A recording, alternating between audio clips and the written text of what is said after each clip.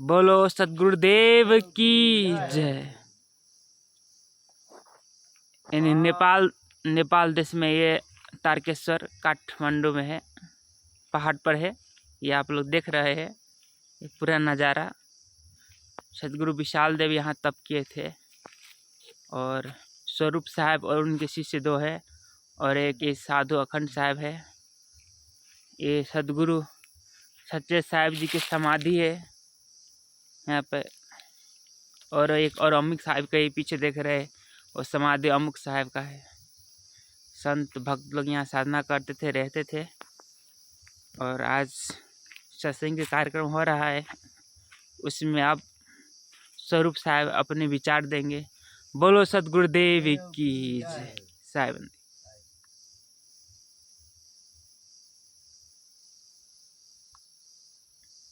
बोलो सदगुरुदेव की जय। संत समाज की जय।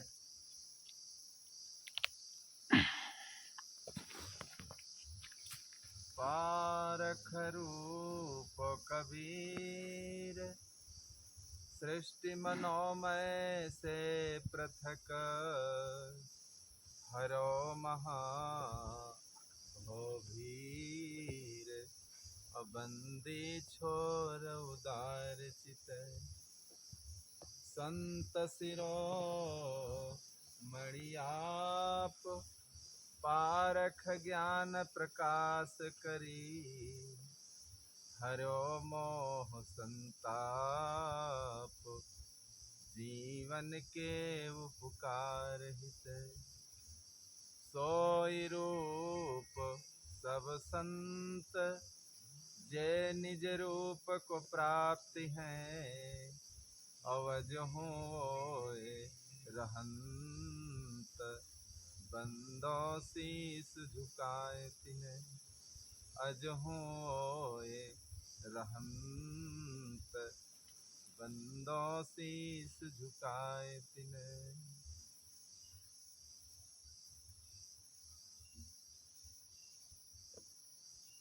मंगलमय घड़ी आई है कोई जाने न जाने मंगलमय घड़ी आई है कोई जाने न जाने मंगलमय घड़ी आई है कोई जाने न जाने मंगलमय घड़ी आई है कोई जाने न जाने जब से दरस भय सदगुरु के जब से दरस भय सदगुरु के मानो परम निधि पाई है कोई जाने न जाने मानो परम निधि पाई है कोई जाने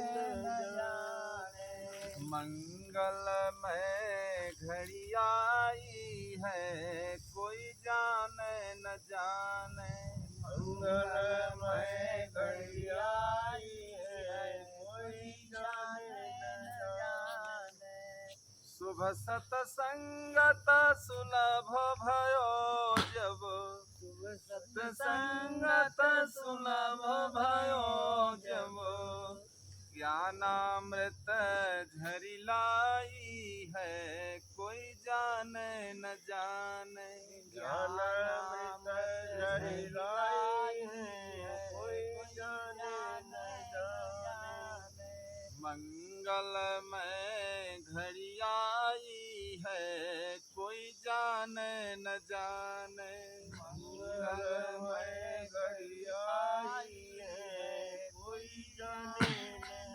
जाने एक ही मनन एक ही चिंतन एक ही मनन एक ही चिंतन एक ही छवि मन भाई है कोई जाने न जाने एक ही छवि मन भाई है कोई जाने न जाने मंगलमय घड़ी आई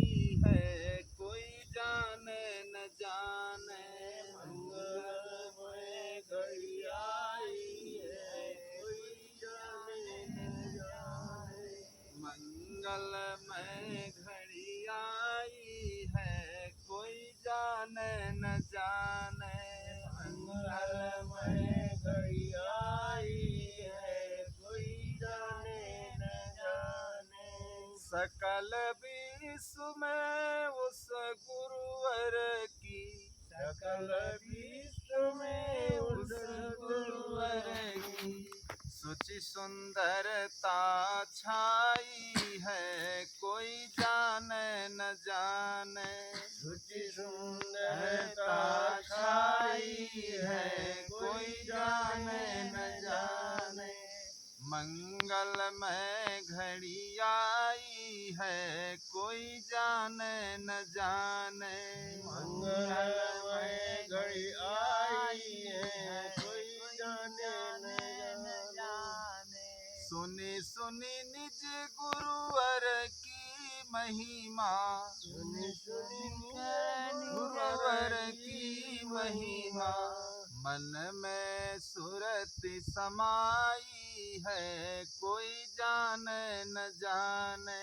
मन में सुरति समाई है कोई जाने न जाने। मंगल में घड़ी आई है कोई जाने न जाने। मंगल में घड़ी आई है कोई जाने न जाने। मंगल में घड़ी आई है कोई जाने न जाने।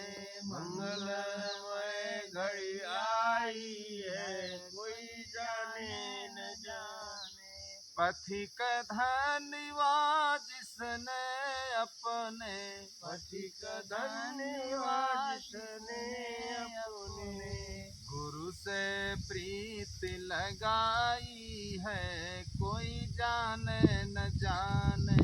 गुरु से प्रीति लगाई है कोई जाने न जाने। गुरु से प्रीति लगाई है कोई जाने न जाने। गुरु से प्रीति लगाई है कोई जाने न जाने। मंगल में घड़ी आई है कोई जाने न जाने। मंगल में घड़ी आई है कोई जाने न जाने। मंगल में घड़ी आई है कोई जाने न जाने। मंगल में घड़ी आई है कोई जाने न जाने। बोलो सद्गुरु देव की जय।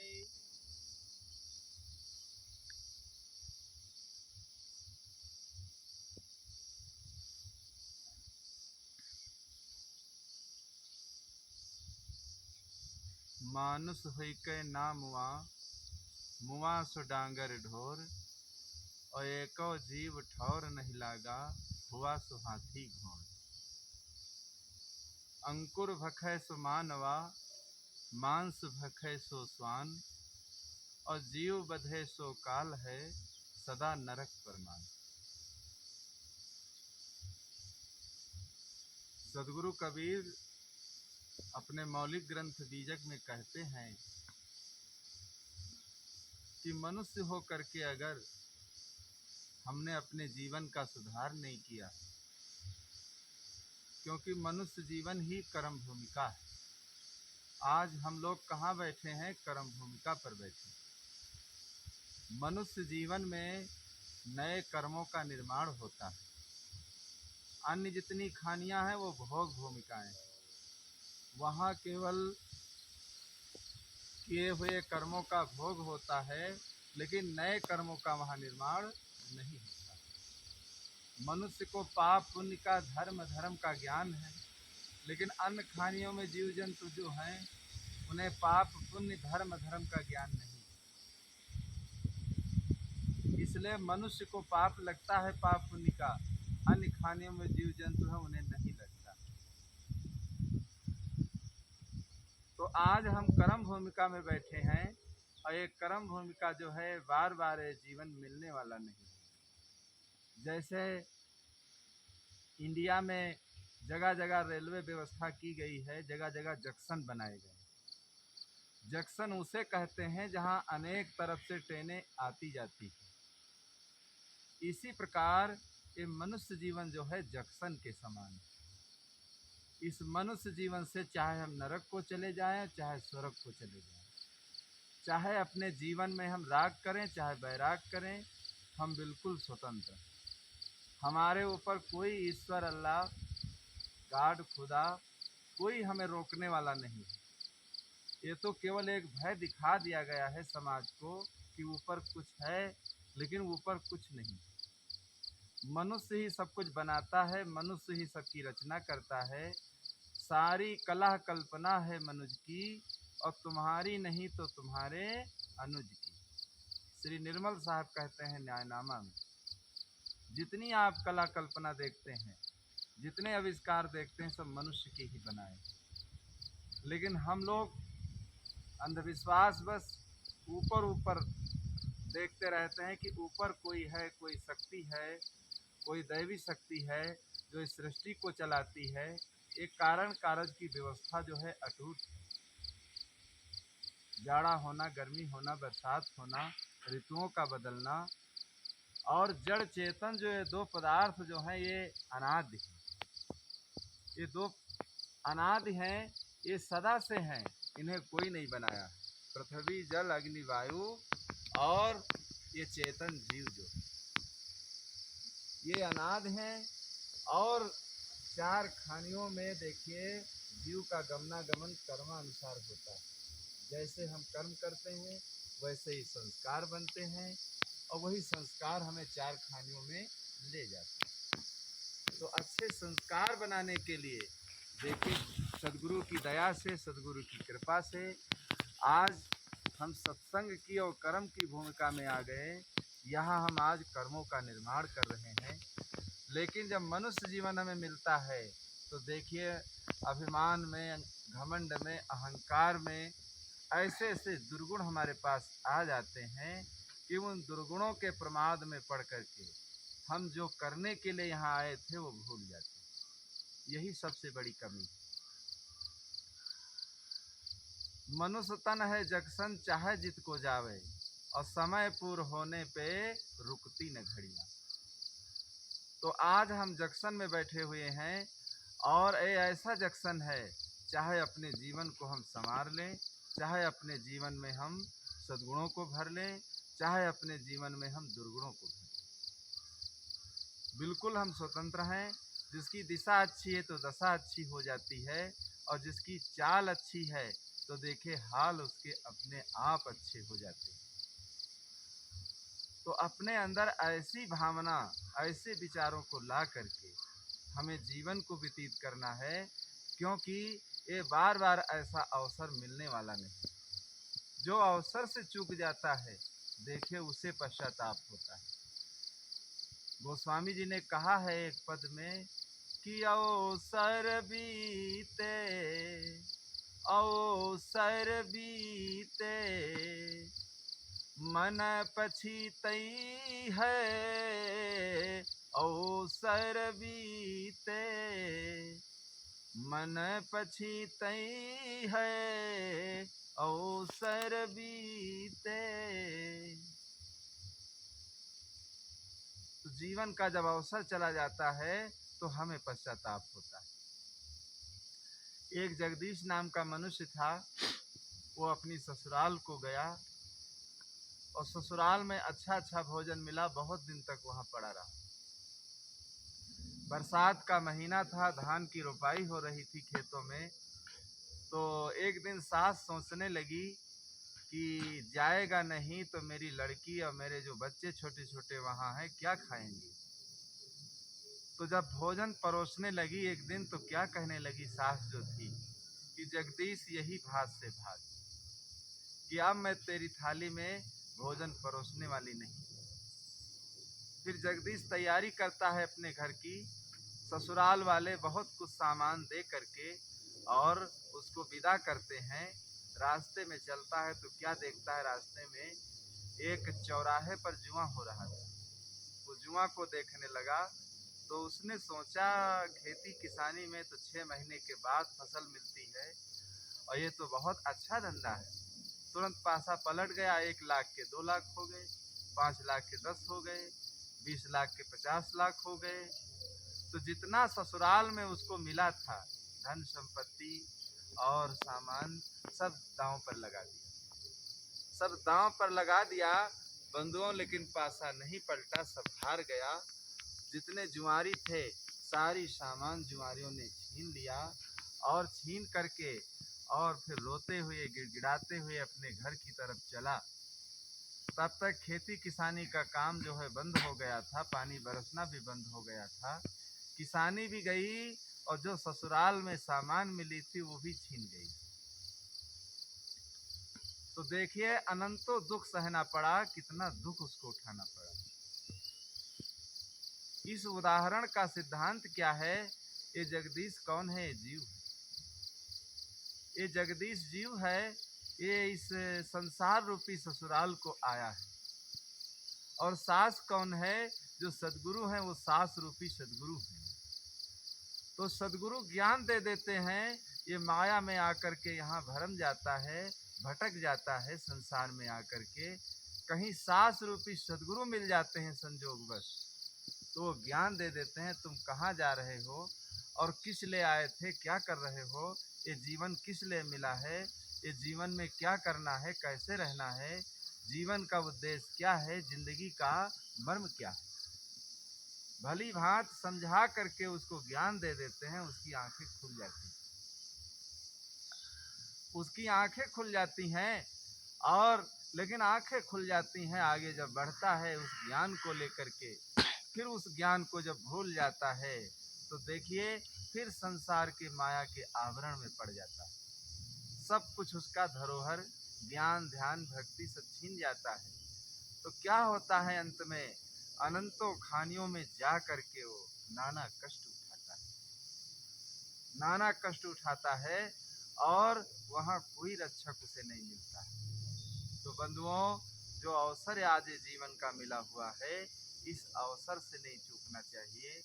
जो अवसर अपना खो देता है उसे जगदीश के समान पश्चाताप करना पड़ता है। जैसे जगदीश ने पश्चाताप किया और अंत में कुछ उसके हाथ नहीं आया, यही स्थिति हम लोगों की होती है। तो मानुष होई के ना मुआ, मुआ सु डांगर ढोर।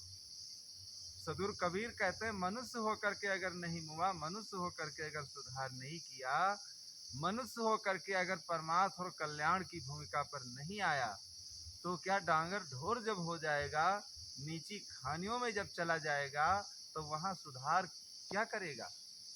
वो तो भोग भूमिकाएं हैं, वहाँ कुछ बनने वाला नहीं है। देखे आज जितना मनुष्य का बिगाड़ हुआ है, उतना पशु पक्षियों का बिगाड़ नहीं हुआ। इतना मनुष्य बिगड़ गया है, मनुष्य में इतनी दुर्बुद्धि आ गई है कि मनुष्य की जिंदगी बिल्कुल बेकार हो गई। मनुष्य का खान पान, मनुष्य का व्यवहार, मनुष्य की बुद्धि देखे बिल्कुल बेकार हो गई। अन्य जितने पशु पक्षी हैं, देखिए 4 बजे ही चिड़िया चहचहाने लगती हैं प्रातः काल, और पंछियों का, चिड़ियों का, जानवरों का जो भोजन है वही वो करेंगे। जो शाकाहारी हैं जीव जंतु, देखे वो मांस नहीं खाएंगे, चाहे 2 दिन भूखे पड़े रहें। और जो मांसाहारी हैं, देखिए वो उनको जब मांस मिल जाएगा तो मांस खा लेंगे। प्रकृति ने बंटवारा कर दिया है। जो देखिए चाट कर पानी पीता है वो कौन है? वो मांसाहारी। और जो घूंट कर पानी पीता है वो शाकाहारी। कुत्ते के आगे, बिल्ली के आगे पानी रख दो, देखिए घूंट घूंट कर पीते। लेकिन मनुष्य के आगे पानी दे दो, गाय को पानी दो, तो देखिए ये घूंट घूंट कर पीते हैं, चाटते नहीं। तो प्रकृति का जो नियम है, प्रकृति अपना नियम नहीं छोड़ती है। पानी कितना भी खौलता हो, लेकिन पानी को आप अग्नि पर डालिए, देखिए अग्नि को बुझा देता है, अपने धर्म को नहीं छोड़ता है। लेकिन हम लोग मनुष्य होकर के अपने धर्म को छोड़ देते हैं और अपने जीवन को बेकार कर लेते हैं, नाना प्रकार के दुर्गुणों को अपने जीवन में भर लेते हैं। तो आज मनुष्य का इतना बिगाड़ हुआ है, मनुष्य इतना बिगड़ गया है कि मनुष्य का जीवन बिल्कुल बेकार हो गया। इसीलिए मनुष्य को अच्छे रास्ते पर लाने के लिए न मालूम कितने मतपंथ संप्रदाय, न मालूम कितने आश्रम, गिरजाघर, गुरुद्वारा बने हुए हैं, और न मालूम कितने महापुरुष, न मालूम कितनी सदग्रंथों की रचना किए हैं। वेद, शास्त्र, पुराण, गीता, बाइबिल, जितने ग्रंथ हैं, देखिए सब मनुष्य के सुधार के लिए। जितने हॉस्पिटल बने हैं मनुष्य की इलाज होती है, और जितने आश्रम बने हैं देखिए वहाँ मनुष्य जाता है अपना सुधार करने के लिए। जितने पशु पंछी हैं, अन्य खानियों के जितने जीव जंतु हैं, उनके लिए न कोई गिरजाघर है, न कोई गुरुद्वारा है, न कोई आश्रम है, न मठ है, न मंदिर है, लेकिन देखिए वो बिल्कुल शुद्ध रहते हैं। मनुष्य के लिए इतना उपाय किया जाता है उसके सुधार के लिए, लेकिन फिर भी मनुष्य बिगड़ता जा रहा है। शराब के ठेके जितने बने हैं, देखे कोई जानवर, कोई पशु पक्षी वहाँ शराब पीने नहीं जाता। जब जाएगा तो मनुष्य जाएगा और मनुष्य पी लेगा। मांस की जितनी दुकानें हैं, देखिए मनुष्य ही जाएगा खाने के लिए, कोई जानवर, पशु पक्षी वहाँ नहीं जाएगा खाने के लिए। उसका जो शिकार है शिकार करके खाएगा। लेकिन मनुष्य देखिए सब कुछ खा लेता है। मनुष्य को जो दे दिया जाए, मनुष्य को जो दे दिया जाए, मनुष्य का पेट ही शमशान हो गया। मनुष्य अपने पेट में हर चीज को हजम कर जाता है।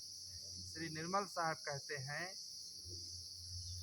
अरे अज्ञानी सुन पाजी, तुझे यदि मांस भाता है, मरे घर के ये मुर्दाए, इन्हें क्यों तू बहाता है। मरे घर के ये मुर्दाए, इन्हें क्यों तू बहाता है। अरे अज्ञानी सुन पाजी, तुझे यदि मांस भाता है, मरे घर के ये मुर्दाएं, इन्हें क्यों तू बहाता है। अगर तुमको मांस अच्छा लगता है तो कोई व्यक्ति का जब शरीर छूट जाता है उसको क्यों बहा देते हो, पानी नहीं पीते हो, शुद्धिकरण कराते हो, हवन आदि करा करके, पुरोहितों को बुला करके। और जो मांस तुम लाते हो तो लाश ही तो घर में हो गया, जिसको पका करके खाते, मांस तो वो भी है। लेकिन आदमी इतना बेकार हो गया है, मांस को ला करके खा लेगा घर में। अगर मांस को ला करके खा लेते हो तब वही मांस खा लो, उसमें क्या बेकार है। तो इतना मनुष्य की बुद्धि बेकार हो गई। भंगी देखिए संसार में 3 है। पहला भंगी मछली है, तालाबों में सफाई करती है, और दूसरा भंगी कौन है, सुअर है, जो गांव पास पड़ोस में सफाई करती है। लेकिन बंधुओं तीसरा भंगी कौन है, मनुष्य है, जो मछली को भी खा जाता है और सुअर को भी खा जाता है। मनुष्य का इतना बेकार हो गया है, ये अपने पेट में हर चीज को रख लेता है। इसीलिए सदगुरु ने कहा है, अंकुर भखे सो मानवा और मांस भखे सो स्वान। जो अंकुरित भोजन करता है, जो शाकाहारी भोजन करता है, वो कौन है, वो मनुष्य। और जो मांस खाता है, मनुष्य का तन पा जाने से कोई मनुष्य नहीं होता है। जब तक मनुष्यता नहीं आएगी, जब तक इंसानियत नहीं आएगी तो इंसान कैसा, जब तक मनुष्यता नहीं आएगी तो मनुष्य कैसा। और जिस व्यक्ति के अंदर मनुष्यता आ जाती है, इंसानियत आ जाती है, वही मनुष्य और इंसान। तो इंसान हो करके अगर दूसरे के गले पर हम छुरी चलाते हैं, और अपनी जबान के स्वाद के कारण, न मालूम कितने मंदिर हैं आपको मिलेंगे जहाँ मंदिरों में बलि होती हैं। मुसलमान लोग देखे कुर्बानी करते हैं, हिंदू लोग क्या है, मंदिरों में बलि करते हैं। कोई देवी देवता ये नहीं कहते हैं कि तुम आओ मंदिर में बलि करो, किसी जीव की हत्या करो। लेकिन जबान के लंपट लोग, खाने पीने वाले, ऐसा वो करते हैं, और हक पाक के नजरानों में करते हैं कत्ल गाय। और ऐसे अजीब पागलों की सुनता है कौन है, ऐसे अजीब पागलों की सुनता है कौन है। वहाँ कोई हाय सुनने वाला नहीं है। वो यही कहते हैं जो कुरान में लिखा है आपको मानना ही पड़ेगा। कुरान की अगर एक भी कलमे को आप काटते हैं, प्रश्न करते हैं, तो अल्लाह के गले पर छुरी चलाते हैं। इतना देखे कटघरे में रखा गया है, मौलवियों ने मुसलमानों को कटघरे में रखा कि आप प्रश्न नहीं कर सकते हैं, जो हम कहते हैं, जो हम बता रहे हैं, आपको वही मानना पड़ेगा, वही करना पड़ेगा आपको। लेकिन आदमी विचार कर सकता है क्या सत्य है, क्या असत्य है, क्या झूठ है, क्या सच है, और क्या हानि है, क्या लाभ है, क्या जन्म है, क्या मरण है। हर चीज़ पर खुले विचारों से व्यक्ति सोच सकता है, विचार कर सकता है, क्योंकि मनुष्य को सोचने की प्रकृति ने शक्ति दी, बोलने की, सोचने की, सुनने की, समझने की, हर काम करने की देखे प्रकृति ने शक्ति दिया, क्षमता दिया है मनुष्य को। इसलिए मनुष्य को समझना चाहिए, सोचना चाहिए, और अपनी बुद्धि और दिल दिमाग से सारे काम करना चाहिए। केवल जबान के स्वाद बस होकर के सारे काम नहीं करना चाहिए, नहीं तो क्या होगा, हमारा जीवन जो है, मनुष्य जीवन पाना ही बेकार हो जाएगा।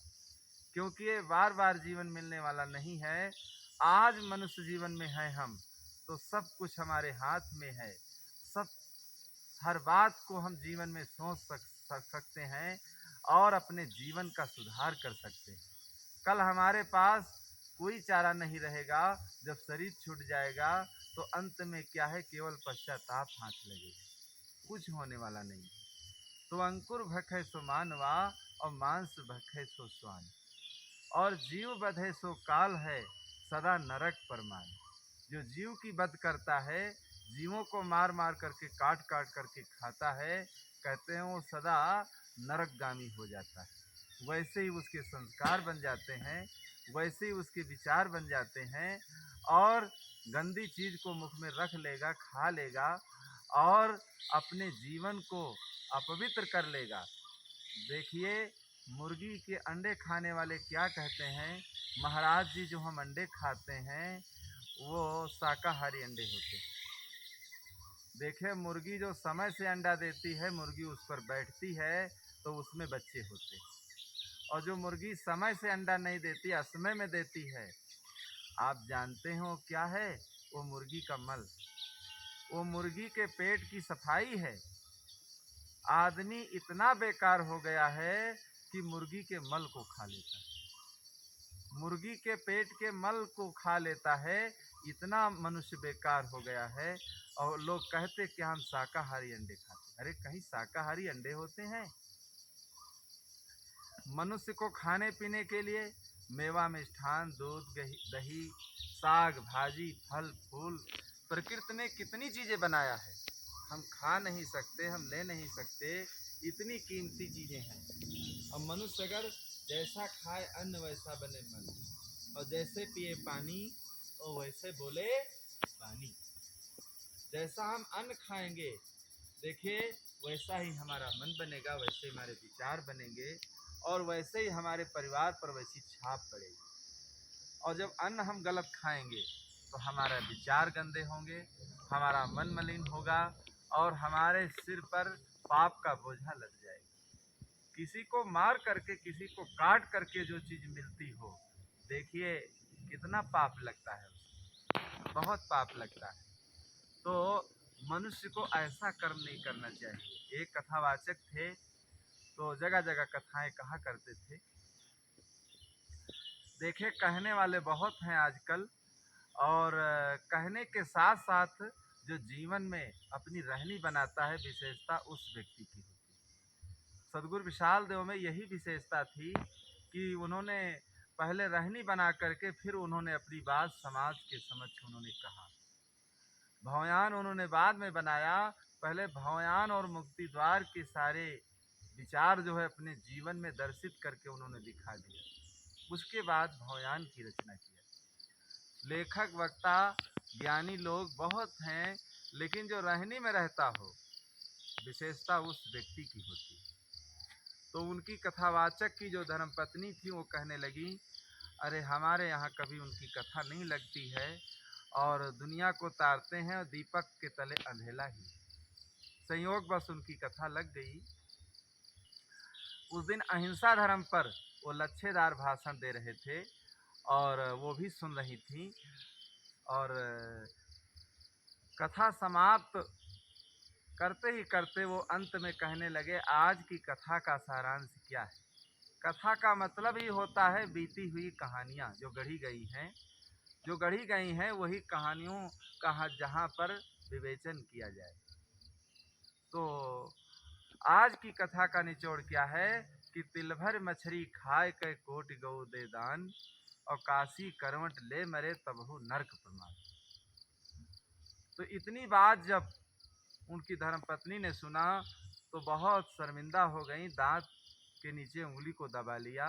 जब घर को गई तो कहने लगी, देखिए बिना जल तोरई के देखे एक दिन भोजन नहीं करते। जल तोरई कहते हैं मछलियाँ जो जल में रहने वाली। तो जब पहुँचे, रसोई में पहुँचे तो शाकाहारी भोजन उसने बनाया और मछलियों को बहा दिया। पास में तालाब था। तो पूछने लगे, क्या जल तोरई नहीं बनाया, मछली नहीं बनाया? कहा, आज कथा में आप क्या सुना रहे थे कि दिल भर मछली खा के आप हजारों मछलियां खा गए इतने जीवन में, इसलिए मैंने बहा दिया, शाकाहारी भोजन मैंने बनाया। तो क्या कहने लगे वो कथावाचक, देखिए चौकी की बात चौका पर नहीं लाई जाती। बंधुओं, जो चौकी पर बात कही जा रही है उसको अगर चौका पर नहीं ले जाओगे, जीवन में अगर अनुसरण नहीं करोगे तो कहने से क्या मतलब होगा। चौकी पर कुछ बोल दिया जाए, सुनने वाले सुन ले, कहने वाले कह दें, फिर हटने के बाद जो हम पहले गलत कर्म कर रहे थे वही करने लगे, तो कहने सुनने से कोई लाभ जीवन में नहीं हुआ। कहने और सुनने से तभी लाभ जीवन में होगा जब हम उस बात को जीवन में अनुसरण करेंगे, और जब तक जीवन में अनुसरण नहीं करेंगे तो कहने और सुनने से कोई लाभ होने वाला नहीं। कहनता तो बहुत मिला, गहनता मिला न कोई, और सो न कहनता वही जान दे, और जो न गहनता। सदुर कबीर अपने मौलिक ग्रंथ बीजक में कहते हैं कि कहने वाले बहुत है, करने वालों की कमी है संसार में। तो सदगुरु देखिए यही बताना चाहते हैं कि अगर हम जीवन को अपने अच्छी मोड़ की तरफ नहीं ले गए तो हमारा जीवन ये बिल्कुल व्यर्थ में गया, प्रपंच में गया, और हमारा मनुष्य जीवन पाना ही बेकार हो गया। हमारा मनुष्य जीवन पाना ही बेकार हो गया। तो बंधुओं, ऐसा मत करना कि जीवन ही पाना बेकार हो जाए। ये जीवन, वह जीवन क्या जिस जीवन को, वह जीवन क्या जिस जीवन को जीवन को मुक्त बना न सके, वो अज्ञानी अभिमानी है, वो अज्ञानी अभिमानी है। जो मन का मैल छुड़ा न सके, जो अज्ञानी अभिमानी है। जो मन का मैल छुड़ा न सके, जो मन का मैल छुड़ा न सके, वो अज्ञानी और अभिमानी है जो अपने मन के मैल को नहीं छुड़ा सकता है और अपने जीवन को अच्छी दिशा पर नहीं ले जा सकता है। उसके अंदर देखिए अज्ञान के घनघोर बादल छाए हुए। तो वो अज्ञान के जो घनघोर बादल छाए हुए हैं, उन बादलों को अपने जीवन से हटा करके ज्ञान की रोशनी में आ जाना है हमें। और ज्ञान की रोशनी कहाँ मिलेगी? सत्संग से मिलेगी, अच्छे संतों से मिलेगी। जब ज्ञान की रोशनी हमारे जीवन में आ जाएगी तो हमारा जीवन निर्मोह हो जाएगा, निर्लोभ हो जाएगा, निर्क्रोध हो जाएगा, सारे दुर्गुणों से हमारा जीवन ऊपर हो जाएगा। जिस शांति को हम खोज रहे हैं वो शांति का साम्राज्य हमारे जीवन में आ जाएगा। तो उस शांति को प्राप्त करने के लिए देखिए आज कितना बदल गया है समय, इतना समय बदल गया है कि आदमी जो है, आदमी को फुर्सत नहीं है कि आदमी में अगर आदमी की तरह, आदमी में अगर आदमी की तरह आदमियत न आए तो वह क्या करे। आदमी में अगर आदमी की तरह आदमियत न आए तो वह क्या करे। और देने वाले ने दुनिया की हर चीज दी और पाने वाला न पाए तो वह क्या करे। देने वाले ने दुनिया की हर चीज दी पाने वाला न पाए तो वह क्या करे। अगर आदमी में आदमियत नहीं है तो उस आदमी का जीवन ही बेकार है। तो कौन इंसान है, कौन भगवान है। देखिए, अगर इंसान हम खोजना चाहते हैं तो देखिए पथिक जी ने एक चरण में कहा है कि किसी के काम जो आए उसे इंसान कहते हैं। पराया दर्द अपनाए उसे भगवान कहते हैं। पराया दर्द अपनाए उसे भगवान कहते हैं। किसी के काम जो आए। इंसान कौन है? जो किसी के काम में आ जाए। हमारा जीवन जो है किसी के काम में आ जाए, सेवा में आ जाए, परोपकार में आ जाए। क्योंकि मरने के बाद ये जीवन देखिए सड़ जाता है, लोग इसको फेंक देते हैं, डाल देते हैं, कुछ काम में आने वाला नहीं। इसलिए साहब ने कहा है मानुष तेरा गुण बड़ा और मांस न आवे काज, और हाण न होते आभरण और त्वचा न बाजन बाज। मनुष्य का गुण ही बड़ा है। मनुष्य की हड्डियां, मनुष्य का मांस, मनुष्य के बाल, मनुष्य की आंखें, हाथ पांव, मनुष्य की खाल, देखिए कोई काम में नहीं आती। अगर जिस मनुष्य में गुण नहीं है तो उस मनुष्य का जीवन कैसा है? कागज के फूल के समान। समझ लो मनुष्य जीवन पाना ही बेकार है उसका। तो मनुष्य जीवन जो आज मिला हुआ है तो भाई इसको सार्थक कर लेना। और ये बार बार ये जीवन मिलने वाला नहीं। किसी के काम जो आए उसे इंसान कहे। वही इंसान है जो अपने शरीर को देखिए परमार्थ में लगा देता है, अच्छे काम में लगा देता है, माता पिता गुरुजनों की सेवा में समर्पित कर देता है। इस शरीर को देखिए दान कर देता है। जितना जो कुछ इस शरीर से हम अच्छे काम परोपकार कर लेंगे, देखिए वही हमारे हाथ में। शरीर तो अभी छूटने वाला है। शरीर किस दिन छूट जाए और कब क्या हो जाए, पल में परलय क्या हो जाए, और मिट्टी भरे शरीर का और कुछ पता नहीं तकदीर का। पल में परलय क्या हो जाए, मिट्टी भरे शरीर का और कुछ पता नहीं तकदीर का। तो पल में क्या हो जाए परलय कहा ही नहीं जा सकता है, कुछ तकदीर का पता ही नहीं रहता है। तो ये शरीर क्या है, कितना हष्ट-पुष्ट है, कितना बढ़िया है, लेकिन अभी अगर प्राण निकल जाए देखिए शरीर बेकार हो जाएगा। इससे पास में कोई बैठने वाला नहीं मिलेगा। लोग प्रेमी से प्रेमी आएंगे तुरंत इसको फेंक देंगे। तो इसलिए इस शरीर से भाई अच्छे अच्छे कार्य जीवन में करते रहो। भक्ति, सत्संग, सेवा, स्वाध्याय और संतों के दर्श स्पर्श, वही इंसान है जो किसी के काम में आ जाता है। और किसी के काम नहीं अगर आता है, लोग देखिए न खा करके दूसरों को खिला देते हैं। अपने खाने में इतना आनंद नहीं आता है जितना खिलाने में आनंद आता है। तो खिलाने में इतना आनंद आता है, अपने खाने में इतना आनंद नहीं आता। ऐसे ऐसे देखिए हमारे देश में महापुरुष हो गए और ऐसे ऐसे राजनेता भी पूरा काल में हुए हैं जो बहुत ही परोपकारी। इंडिया में लाल बहादुर शास्त्री थे। तो जब वो एक मीटिंग में जा रहे थे तो उनकी धर्मपत्नी ने कहा कि अरे धोती ये फटी हुई है। तो उन्होंने क्या कहा, हमारे पास तो 2 धोतियां हैं, लेकिन बहुत ऐसे लोग हमारे देश में रहने वाले हैं जो एक ही धोती को पहनते हैं, उसी को ओढ़ लेते हैं, उसी को एक को पहन करके एक को ओढ़ लेते हैं। हमारे पास तो 2 धोतियां हैं।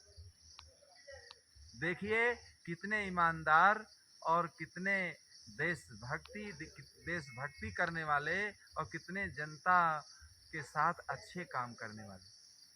ऐसे ऐसे देखिए राजनेता भी हो गए हैं हमारे देश में, और ऐसे ऐसे संत और महापुरुष भी हो गए हैं जो दूसरे के दुख दर्द को समझने वाले और इंसानियत के रास्ते पर चलने वाले। इंसानियत के रास्ते पर जो चलता है, देखिए उस व्यक्ति का जीवन बिल्कुल महक उठता है, बिल्कुल महक उठता है और जीवन बिल्कुल बुलंद उसका हो जाता है। तो इंसान बनने के लिए हर व्यक्ति को कोशिश करते रहना चाहिए। इंसान कौन है जो किसी के काम आ जाए? लेकिन बहुत लोग ऐसे आज मिलेंगे जो किसी के काम आने वाले नहीं। सारी जिंदगी उनकी कैसे जाती है, लड़कपन खेल के खोया, जवानी नींद भर सोया और बुढ़ापा देख के रोया। तीनों अवस्थाएं ऐसे ही खो देते हैं आलसी बन करके, और जीवन में कुछ ही नहीं कर पाते। आलसी व्यक्ति देखिए जीवन में कुछ नहीं कर सकता। हमारे देश के जितने महापुरुष हुए, देखिए कोई आलसी नहीं हुआ। जो आलसी व्यक्ति वो महापुरुष नहीं बन सकता। आप सद्गुरु विशाल देव के जीवन की एक घटना हम बताएंगे, जिनकी ये तपोभूमि है तारेश्वर पहाड़ पर्वत, जहाँ पर हम लोग आज बैठ करके सत्संग कर रहे हैं। जब बचपन में छोटे थे तो धान की ढुवाई कर रहे थे, बचपन में छोटे थे तो धान का बोझा देखिए बोरी सिर पर रख ले, और बचपना था लेकिन सिर की जो बोरी रखे हुए थे वो डाले नहीं रास्ते में, घर के सामने ही ला करके उन्होंने डाला। इतने कर्मठ थे, इतने पुरुषार्थी थे। और जब बोरी को डाला तो मूर्छा आ गई, गिर गए, लेकिन धान की बोरी को उन्होंने डाला नहीं। देख ले, इसीलिए इतना पुरुषार्थ करके साधना करके त्याग तप करके, और कितना देखे वो तपस्वी संत हो गए, हजारों लाखों मुमुक्षुओं के प्रेरणा स्रोत बन गए। ऐसे ही हमारे भारतीय परंपरा के जितने महापुरुष हैं, देखिए आप मोहम्मद साहब को ले लीजिए। मोहम्मद साहब ऊँटों को चराते थे, सबको ज्ञान भी देते थे। संत ईसा को ले लीजिए, जो ईसाई पंथ चला, जंगलों में लकड़ी काटते थे, साधना भी करते थे, उसी से अपना निर्वाह करते थे। महाराज श्री कृष्ण को ले लीजिए, जंगलों में गौओं को चराते थे और गीता का ज्ञान भी देते थे। महात्मा गांधी जो थे राष्ट्रपिता भारत के, देखिए आधी धोती पहनते थे, आधी ओढ़ लेते थे और चरखा चला करके सूत काटते थे, इतने कर्मठ थे। और हमारा कबीरपंथ जिनसे चला, जो काशी और मगहर में हुए, सदगुरु कबीर साहब, देखिए वो करघा चलाते थे, वो करघा ताना बाना चलाते थे, इतने कर्मठ थे। तो हमारे देश के जितने महापुरुष हुए हैं, कोई आलसी व्यक्ति महापुरुष नहीं बना, सब कर्मठ थे, वीर थे और ऐसा काम करके गए।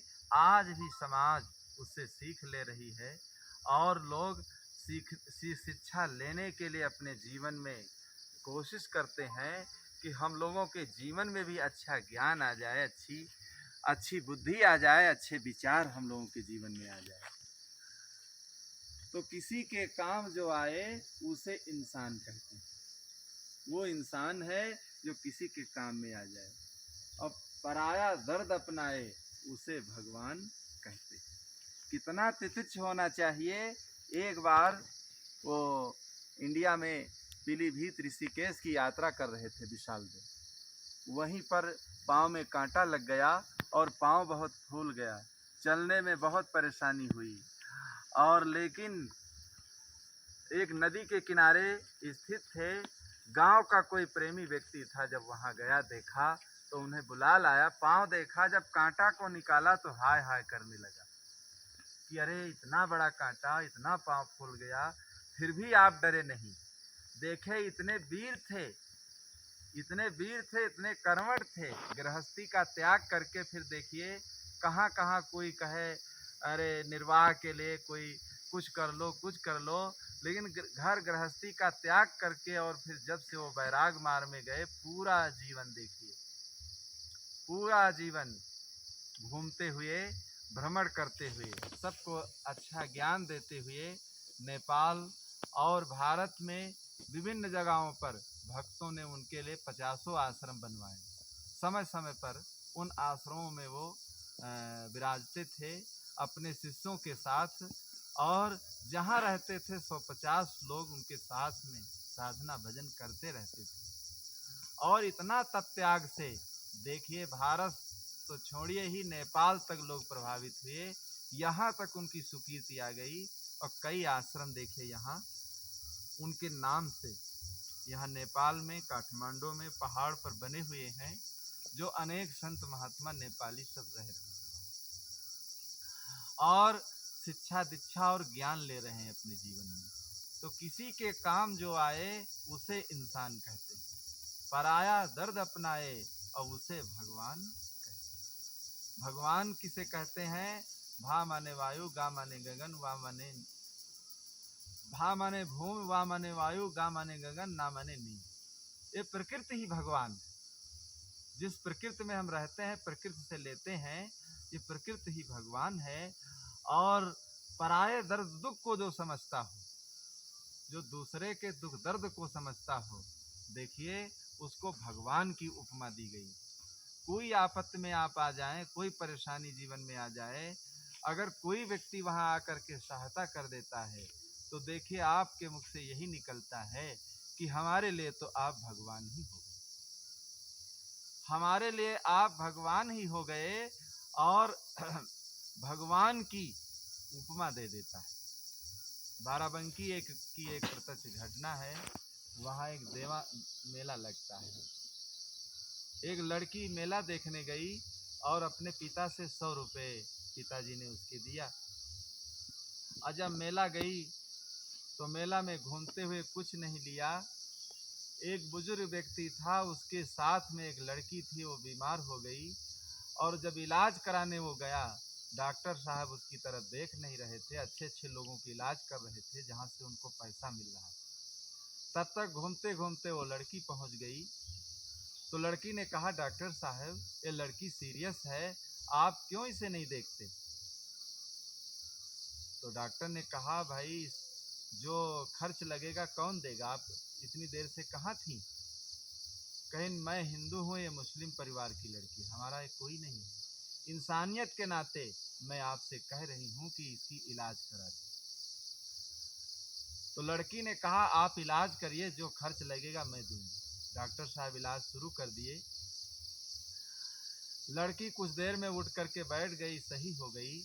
देखिए 90-95 वर्ष का जो बूढ़ा व्यक्ति था, उस लड़की के दोनों चरणों को पकड़ करके रोने लगा और क्या कहने लगा, संसार में देवियां अगर हैं तो यही देवियां यही हैं भाई। देवी और देवता वही हैं जिनके अंदर दया हो, जिनके अंदर इंसानियत हो, वही देवी देवता होते हैं। हजारों लोग उस दृश्य को देखने के लिए वहां मेला में एकत्रित हो गए। और कितनी इंसानियत देखिए उस लड़की के अंदर थी, कितना दूसरे के दुख दर्द को उसने समझा। 100 रुपए में न मिठाई खाया, न पकवान लिया, न खिलौना लिया, लेकिन उस लड़की की उसने इलाज करा दिया। जब घर को अपने जाती है, माता पिता पूछते हैं, तो माता पिता प्रसन्न होते हैं कि बेटी बहुत अच्छा काम तुमने किया, जो उसकी इलाज करवा दिया, बहुत अच्छा काम किया। कुछ दिनों के बाद वही बुजुर्ग पैसा देने के लिए जब आया, तो उस लड़की ने पैसा नहीं लिया, सेवा सम्मान करके उसको विदा कर दिया। कहा, देखिए जो मैंने दे दिया अब मैं लेने वाली नहीं। तो पराया दर्द अपनाए उसे भगवान कहते। जो पराया दर्द को समझता हो, दुख दर्द को समझता हो, वही भगवान है। हमारे दांत में देखिए खून आ जाता है, हम थूक देते हैं। अगर एक कांटा को चुभाओ तो कितना दुख होता है, एक कांटा को चुभाओ। लेकिन दूसरे के गले पर जब हम छुरी चलाते हैं तो क्या उसको दर्द नहीं होता? उसको भी दर्द होता है। लेकिन हम लोग क्या करते हैं, पंडित पाणे निपुण कसाई, बकड़ा मार भैंसा पर धावे, दिल में दर्द ना आए। सदगुरु कबीर बीजक में कहते कि सबको मार देते हैं और क्या क्या अपने पेट में रख लेते हैं और अपने अगर थोड़ा कांटा लग जाता है तो बहुत दुख, बहुत परेशानी है। इसलिए अपना दुख और दूसरे का दुख बराबर समझना चाहिए। जो बराबर समझता है वही इंसान है। लेकिन अधिकतर लोग ऐसे ही देखे जाते हैं जो अपना दुख दुख है और दूसरे के दुख को दुख को नहीं समझते, और उनका जीवन देखिए इंसानियत की पटरी पर नहीं आता। उनका जीवन देखिए और परोपकार की दृष्टि पर नहीं आता। तो सद्गुरु विशाल देव यही हम सब लोग को सीख देते हैं कि थोड़े में निर्वाह ले संचय छोड़ सुपास, मन की आशा दूर धर अभय स्वरूप मवा। थोड़े में निर्वाह लेकर के अपने जीवन को व्यतीत करना चाहिए, और जितना जो कुछ हो उसी में संतोष करके अपने जीवन को व्यतीत करना चाहिए। यही ज्ञान शिक्षा बोध समय समय पर वो देते रहते थे सभी जिज्ञासुओं को। और एक बार बाराबंकी में सदगुरु श्री वासुदेव साहब और सदगुरु श्री आज्ञा साहब को भ्रमण पर उन्होंने भेजा। संत समाज बाराबंकी का यह नियम था कि अपरिचित क्षेत्र में भ्रमण पर भेजते थे। तो भ्रमण के लिए जब चले दोनों संत, और भ्रमण करते करते बहुत जगह गए, फिर एक जगह ठहरे, 1 सप्ताह तक सत्संग प्रवचन वहाँ किए। और करने के बाद जब वहाँ से चलने लगे तो रात में उठकर चल दिए, अपना अपना आसन ले लिए और रात में चल दिए। जो वहाँ के भगत जी थे, सेठ जी थे, वो पता नहीं कैसे जाग गए रात में। तो दान और दक्षिणा निकाल करके और वो दरवाजे से बाहर निकल गए थे, हाली हाली जा रहे थे। दौड़ते हुए गए, आवाज़ देकर साहब ठहर जाओ। लेकिन वो दौड़ने लगे दोनों महात्मा, आगे आगे दौड़ने लगे। आगे एक नहर पड़ती थी, तो देखिए पीछे पीछे भक्त दौड़ रहा है और दोनों महात्मा आगे आगे दौड़ रहे हैं। आगे जब नहर पड़ जाती है तो देखिए श्री आज्ञा साहब तैर नहीं पाते थे, इस पार ही रह गए। श्री वासुदेव साहब जो थे नहर को तैर करके उस पार चले गए। जब भगत जी पहुंचते हैं तो श्री आज्ञा साहब से बंदगी भाव करते हैं और भेंट करते हैं, और श्री वासुदेव साहब से कहने लगे, साहब हम तैर नहीं पाते, आप तो नहर तैर करके उस पार चले गए, बताओ बंदगी हम कैसे करें। साहब ने संतोष दे करके उनको लौटा दिया संतोष दे करके। जब दोनों संत सदगुरु विशाल साहब के समीप आए और वो पूछने लगे कितने दिन कहाँ कहाँ रहे, कहाँ कहाँ गए, तो दोनों संतों ने बताया, अरे एक घटना घट गई वहाँ एक भक्त जी के यहाँ। पूरी जो कहानी थी उन्होंने बताया। तो सदगुरु विशाल देव मुस्कुराने लगे कि ऐसी घटना घट गई, इतना निष्प्रिय और इतना वैराग, इतना त्याग तप। तो देखिए विशाल देव में जो त्याग तप था वही उनके शिष्यों में भी त्याग तप। और ये त्याग और तप जो है, साधना जो है, इसी से मनुष्य महान होता है और इसी से उसकी रहनी जो है बनती है, और इसी से जीवन का कल्याण होता है। और जीवन में जब तक रहनी हम नहीं बनाएंगे हम लोग, तो हमारे जीवन में कुछ बनने वाला नहीं है। इसलिए अपनी रहनी को अच्छे ढंग से हम लोग बनाते रहें और रहनी में रहते रहें। यही जीवन का असली उद्देश्य ही जीवन का। तो सदैव एकांत स्थल में देखिए, शांत में बैठ करके अपने जीवन में सोचना चाहिए, विचार करना चाहिए। और एकांत देखिए, मनुष्य एकांत में ही मनुष्य को सही दशा का ज्ञान होता है। और 24 घंटे अगर झमेला में भीड़ भाड़ में वो रहेगा तो उसे सही दशा का ज्ञान नहीं होता। कोई वैरागवान संत होते हैं या वैज्ञानिक होते हैं, देखे एकांत का वो सेवन करते हैं, बड़ी बड़ी चीज़ों पर रिसर्च करते हैं। इसी प्रकार त्यागी तपस्वी जो संत होते हैं वो एकांत, जंगल, नदी, पहाड़ और ऐसी जगह वो चुनते हैं जहाँ पर वो नए नए विचारों का संशोधन करते हैं और साधना ध्यान करके अपने जीवन में देखिए समाज को एक नई रोशनी पैदा करते हैं। विशाल देव अपनी रचनाओं के द्वारा देखिए समाज को, पारक सिद्धांत को एक नई रोशनी उन्होंने दिया। उनकी साधना, उनका त्याग, उनका तप, उनकी रहनी पूरे भारत और नेपाल तक छा गई। और जीवन में देखिए वही रहनी देखिए बनाने से मनुष्य का कल्याण होगा और मनुष्य के जीवन में एक नया जोश आ जाएगा। महापुरुषों का जीवन देखिए बहुत प्रेरणादायी होता है। उनकी जीवनियाँ, उनकी कहानियाँ, उनकी कथाएं, उनके प्रवचन अगर हम लोग बराबर सुनते रहें, श्रवण करते रहें, तो हम लोगों में एक नई शक्ति मिलती है, एक नया ज्ञान मिलता है, एक नए विचार हम लोगों के अंदर आते हैं।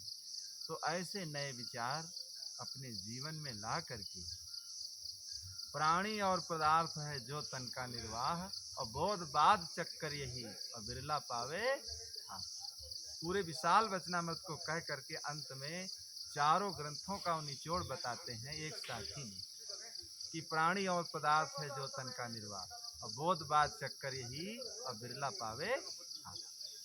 बोध के बाद यही चक्कर है प्राणी और पदार्थों का। जो इसमें मोह नहीं करता है, इससे निर्मोह हो जाता है, देखिए वो था पा जाता है और उसका जीवन जो है निहाल हो जाता है और उसका जीवन जो है तृप्त हो जाता है, शांत हो जाता है। यही जीवन का असली सार। बोलो सद्गुरु देव की जय।